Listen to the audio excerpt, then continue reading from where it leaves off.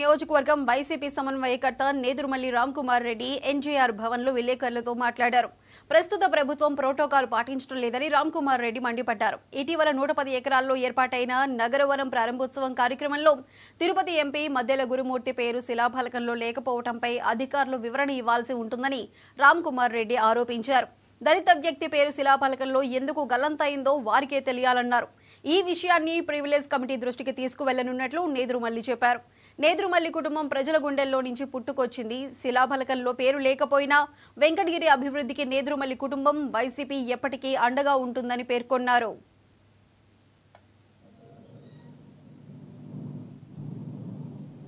నేను వెంకటగిరి నియోజకవర్గ ఇన్ఛార్జిగా వేసినప్పుడు టౌన్ డెవలప్మెంట్కి ఫారెస్ట్ ల్యాండ్ అడ్డంగా ఉంది, దానికి రెండింతలు వేరే దగ్గర ఇస్తాము, దాన్ని అలాట్ చేయండి అని అడిగితే రూల్స్ ఒప్పుకోవు అన్నారు. సరే, ప్రజలకు ఉపయోగపడేలా ఏ విధంగా చేయొచ్చు అని ఆలోచించి 110 ఎకరాల్లో నగర వనంగా తీర్చిదిద్దుతాము, తిరుపతిలో ఉంది, నెల్లూరులో పెట్టారు, మీకు కూడా ఇస్తామని చెప్పి ఆయన చెప్పిన తర్వాత పని మొదలైంది.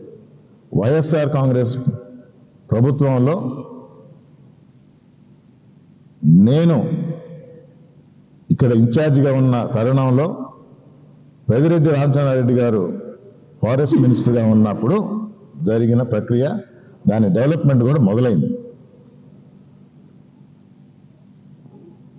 ప్రజల గుండెల్లో ఉండాలని కోరుకున్న నేదురుమల్లి కుటుంబం నుంచి వచ్చిన వ్యక్తిని నేను. ప్రజల గుండెల్లోనే ఉంటాం. రాళ్ల మీద పేర్లు ఉన్నా లేకపోయినా, ఇది ఆ రోజే చెప్పిన, అప్పటి ఎమ్మెల్యే గారి పేర్లు రాయనప్పుడు.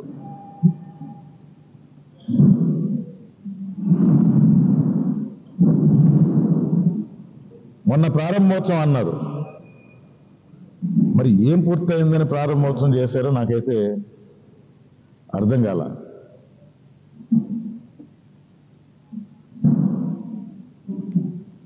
అధికారులను అడుగుతుందా ఫారెస్ట్ మినిస్టర్గా,